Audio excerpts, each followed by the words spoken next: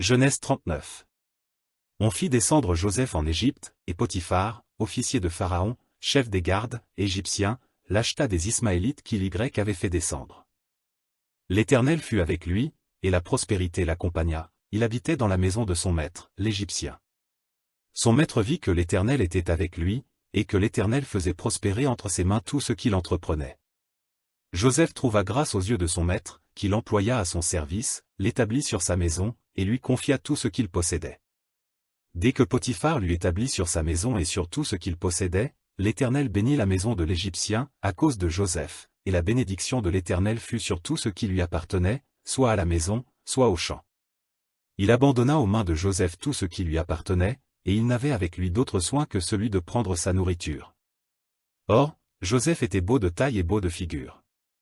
Après ces choses, il arriva que la femme de son maître porta les yeux sur Joseph, et dit, « Couche avec moi. » Il refusa, et dit à la femme de son maître, « Voici, mon maître ne prend avec moi connaissance de rien dans la maison, et il a remis entre mes mains tout ce qui lui appartient.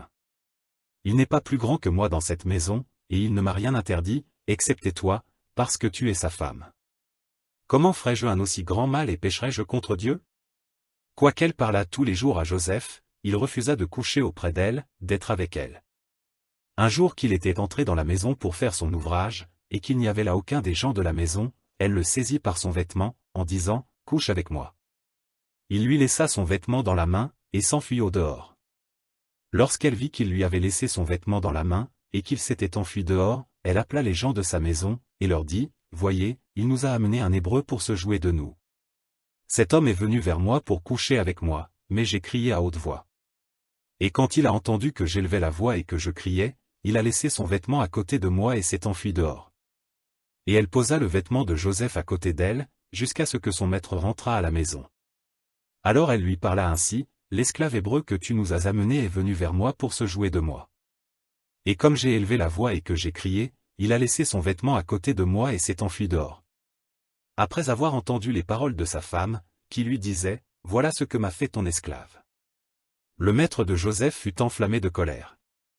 Il prit Joseph, et le mit dans la prison, dans le lieu où les prisonniers du roi étaient enfermés, il fut là, en prison. L'Éternel fut avec Joseph, et il étendit sur lui sa bonté. Il le mit en faveur aux yeux du chef de la prison. Et le chef de la prison plaça sous sa surveillance tous les prisonniers qui étaient dans la prison, et rien ne s'y faisait que par lui. Le chef de la prison ne prenait aucune connaissance de ce que Joseph avait en main, parce que l'Éternel était avec lui. Et l'Éternel donnait de la réussite à ce qu'il faisait.